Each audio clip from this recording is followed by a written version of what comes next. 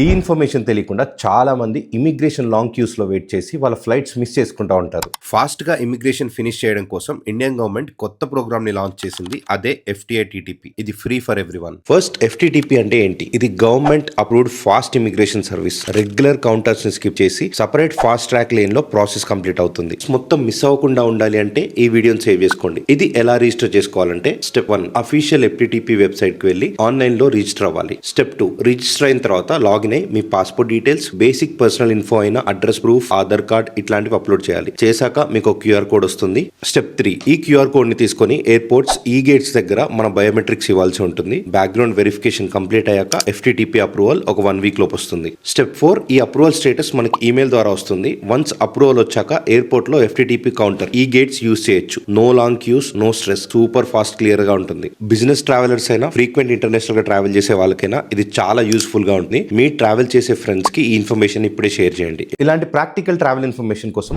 Follow చేయడం మర్చిపోకండి.